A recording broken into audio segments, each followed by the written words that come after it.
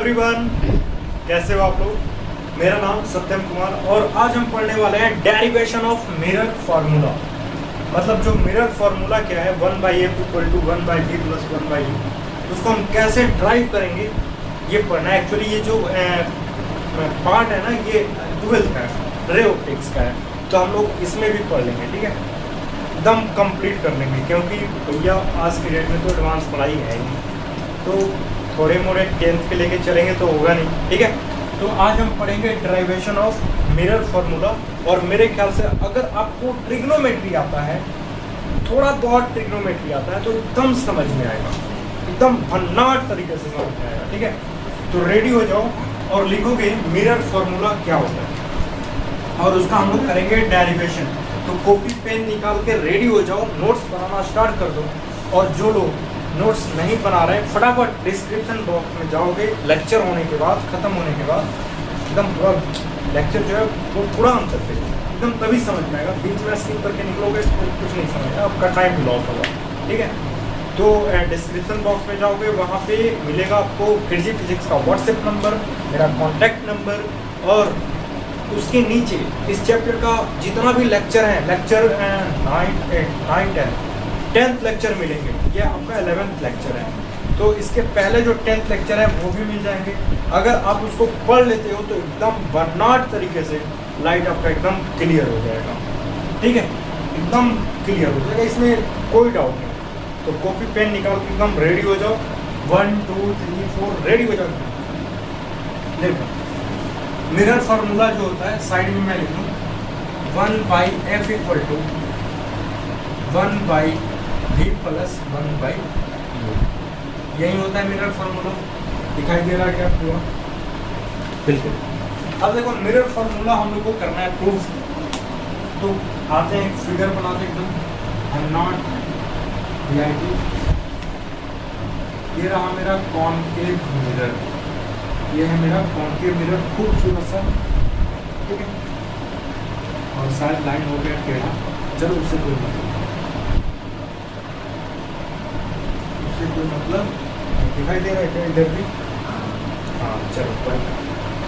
यहाँ है centre of curvature और यहाँ है अपना फोकस, और यहाँ पे जो रेज है मार्जिनल रेज है, क्योंकि आपको क्लास 10th में केवल मार्जिनल रेज पढ़ना, एकदम गारंटी लो,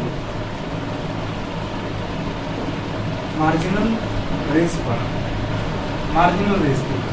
ठीक है, तो यहाँ कोई ऑब्जेक्ट है, यहाँ पे है कोई ऑब्जेक्ट, एक रे यहाँ से गया। ठीक है, एक रेज यहाँ से गया, थोड़ा सा टेढ़ा हो गया,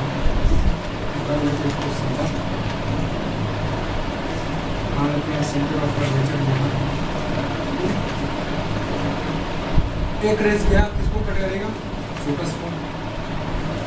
एक पॉइंट ऑब्जेक्ट है, एक पॉइंट ऑब्जेक्ट है, पॉइंट ऑब्जेक्ट है। ठीक है, पॉइंट ऑब्जेक्ट है, ऑब्जेक्ट है ये। तो एक रेज जाएगा, फोकस से कट करेगा, और एक रेज इसी पे जाएगा और इसी पे क्या हो जाएगा? वापस हो जाएगा। देखो पहला एक रेज जाएगा तो फोकस को कट करेगा, दूसरा रेज इसी पे जाएगा तो इसी पे वापस हो जाएगा, क्योंकि यहाँ पे है टेंजेंट, और टेंजेंट से ये नॉर्मल पे जब जाता है कोई रेज तो उसी पे वापस हो जाता है। मतलब बनेगा फिगर कहाँ पे? देखो एक रिफ्लेक्टेड रे यहाँ और एक रिफ्लेक्टेड रे यहाँ, ये आएगा रिफ्लेक्टेड रे, तो यहाँ बनेगा इमेज। क्या बनेगा? इमेज। तो मैं मान लूँ यहाँ पे बनेगा भी, ये जो भी पोजीशन ऑफ वी है, वी मतलब ऑब्जेक्ट जो है, यहाँ ऑब्जेक्ट की जो इमेज है यहाँ बनेगी। ये वाली जो डिस्टेंस है वो r है। देखो C से लेके C to P, centre of curvature से लेके P तक ये r है। ऑब्जेक्ट के डिस्टेंस को हम लोग लिख लेते हैं क्या? u। यहाँ है ऑब्जेक्ट, देखो यहाँ है ऑब्जेक्ट, यहाँ है सेंटर ऑफ कर्वेचर, और यहाँ बना है अपना। ठीक है, तो इस डिस्टेंस को हम मान लेते हैं कि यहाँ से लेके यहाँ तक डिस्टेंस जो है आ रही है, तो मालूम है ऑब्जेक्ट के डिस्टेंस को हम लोग लिख लेते हैं। हमने क्या बोला कि इससे पहले जो लेक्चर में मैंने बताया है कि ये जो मिरर है ना, कर्व नहीं है, कैसा है, एक प्लेन है, बड़े से स्फीयर का एक छोटा सा पार्ट है। तो अगर हम इस मिरर को, ये जो कर्व मिरर है, ये जो ऐसे मिरर है, इसको मैं मान लूँ कि एकदम ये कैसा है, एकदम ये सीधा है, कैसा एकदम ये सीधा स्ट्रेट है, ये स्ट्रेट है, ये मिरर कैसा है, एकदम स्ट्रेट है, कैसा एकदम स्ट्रेट है। यहाँ पे मान लेते हैं पीडीएस, ये जो पोल है ना, ये कुछ यहाँ है, कैसा है, ये कुछ देखो, ये जो पोल है ना, पोल ये यहाँ है, मान लेते हैं, तभी ये प्रूव होगा। इस पोल को हम कहाँ मान लें, यहाँ है, ये जो कर्व है, ये कर्व नहीं कुछ ऐसे प्लेन है, तो ये जो पी है यहाँ पे है कुछ, ठीक है। अब हम करते हैं, यहाँ पे तो 90 डिग्री होगा ही होगा, इसकी कुछ हाइट होगी, इसकी कुछ हाइट होगी, बिल्कुल।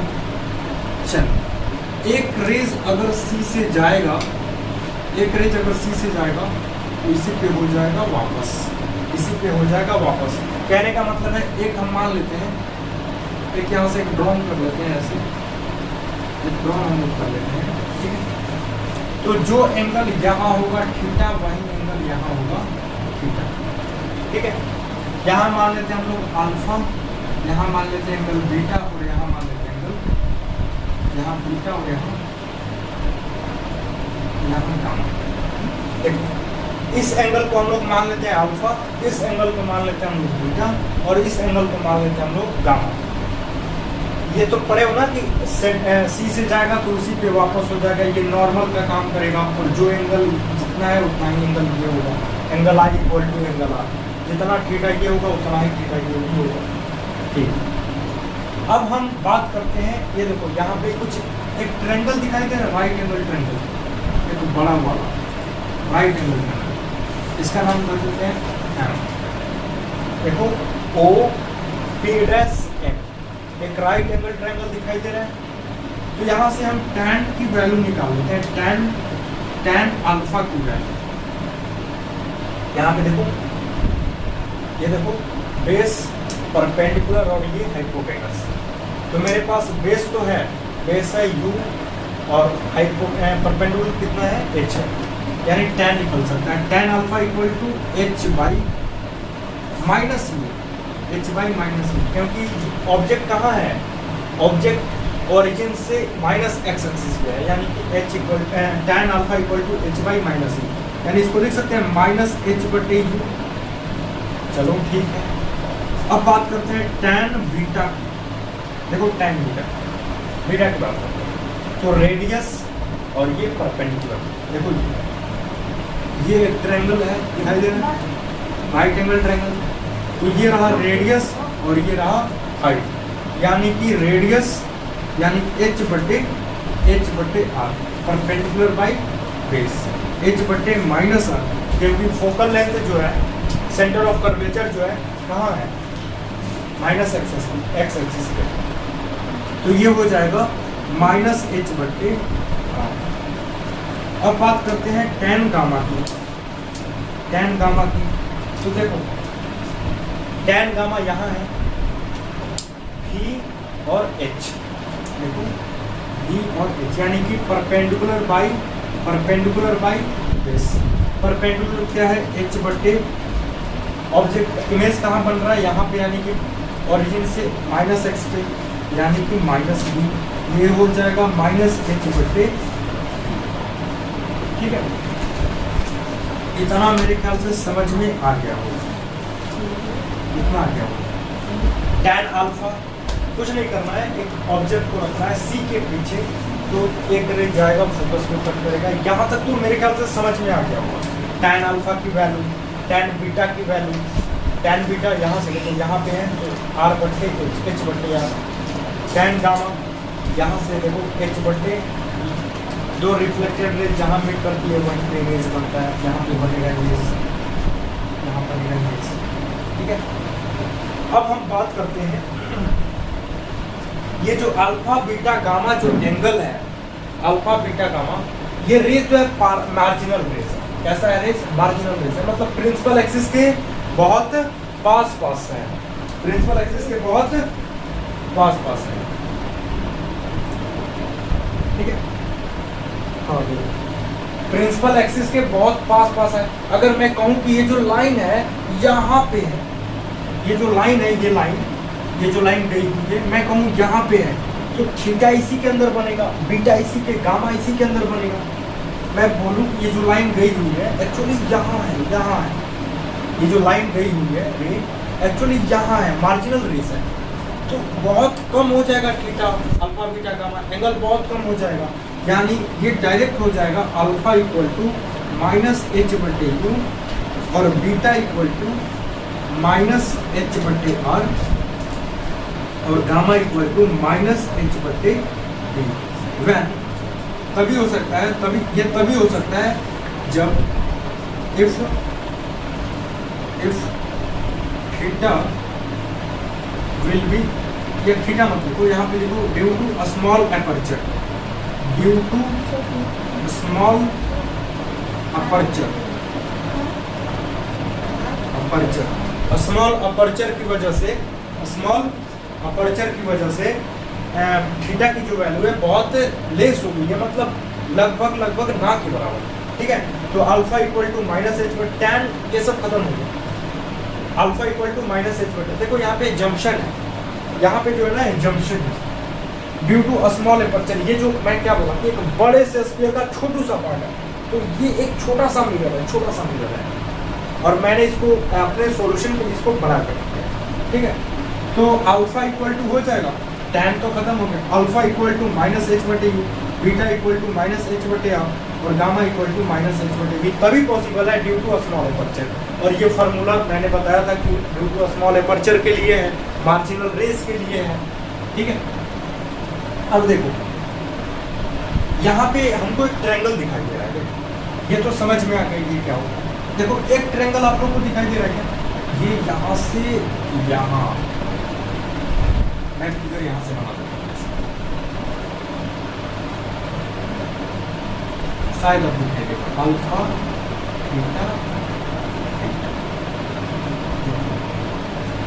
Alpha theta beta. देखो ये पतला सा ट्रायंगल, ये पतला सा ट्रायंगल जहाँ पे ओ सी एम डैश, एम है, ओ है और सी। अब दिखाई दिया ओ सी एम, ये वाली ट्रायंगल, ये वाली पतली सी ट्रायंगल, देखो ये वाली ट्रायंगल। तो इस एंगल को हम लोग लिख सकते हैं beta equal to alpha plus theta. Equation number 1 मेरे पास एक इक्वेशन है। चलो इस ट्रायंगल को देखते हैं, ट्रायंगल नंबर 1 है ये और ये ट्रायंगल नंबर 2। तो दूसरे ट्रायंगल को देखो, तो बीटा थीटा और गामा, बीटा थीटा और गामा, यहाँ है आई और यहाँ है सी इन ट्रायंगल। देखो सी एम आई है, सी एम आई, ये ट्रायंगल है सी एम आई और यहाँ पे लिखा हुआ। तो इसके लिए लिख सकते हैं इक्वेशन नंबर क्या, gamma equal to beta plus theta,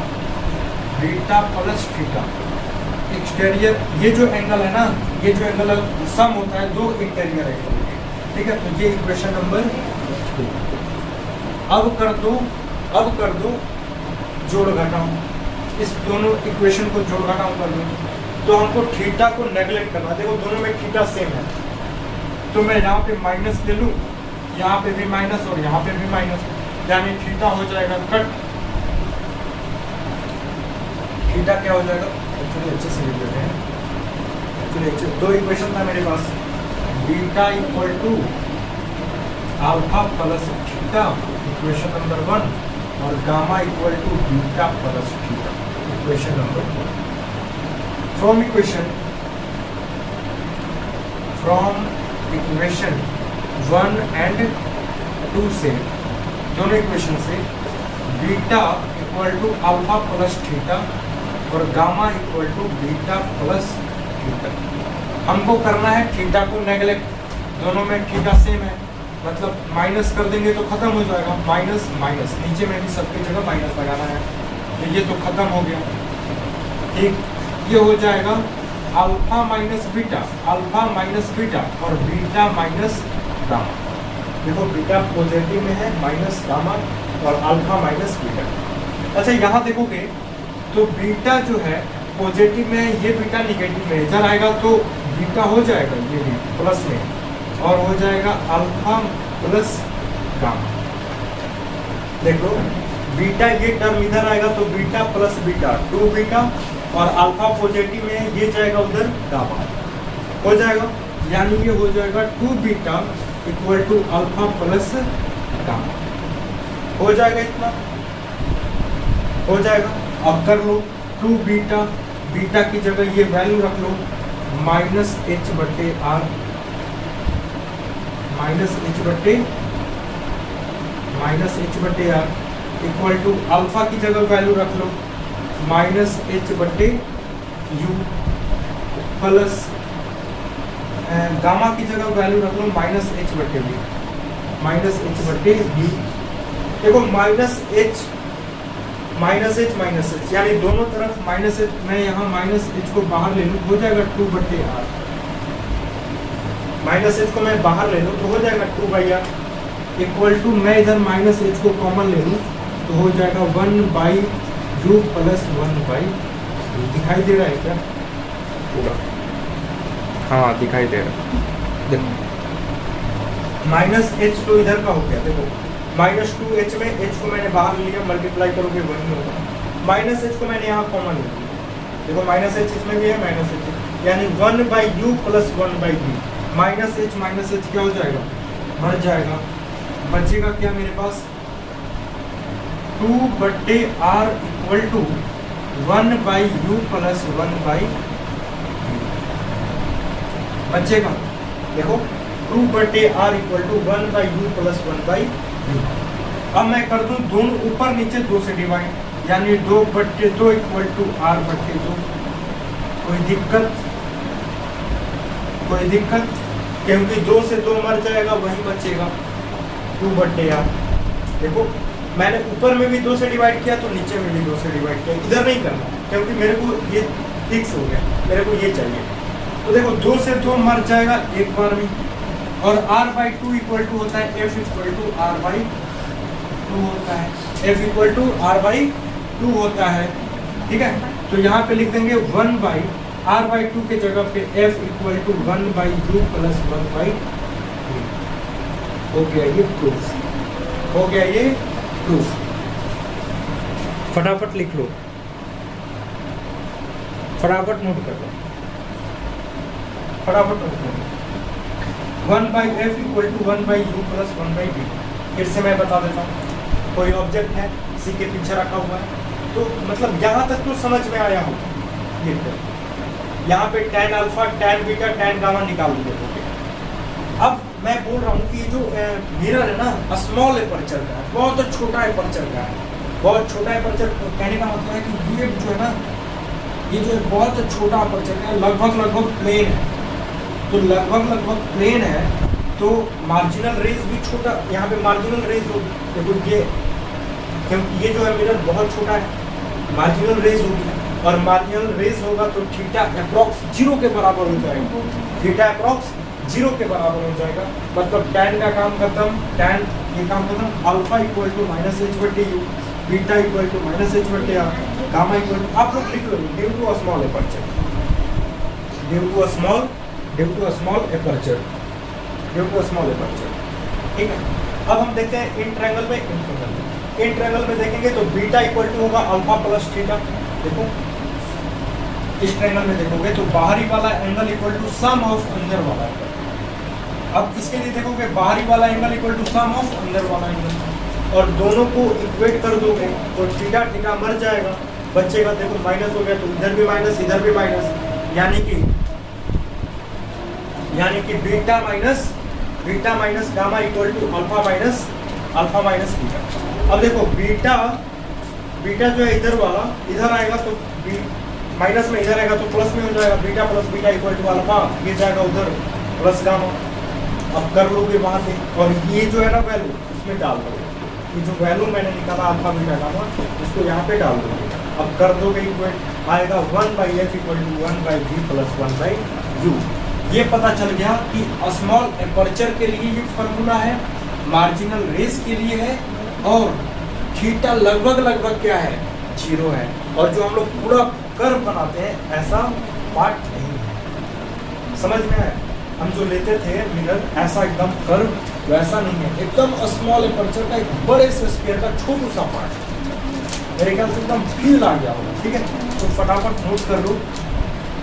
अब नेक्स्ट लेक्चर में इसका करते हैं न्यूमेरिकल, एकदम भन्नाट तरीके से न्यूमेरिकल सॉल्व करेंगे, कम से कम 15 से 20 मिनट। ठीक है, तो लेक्चर को करते हैं समाप्त। थैंक यू एवरीवन, ट्राई करते रहो। Tata bye.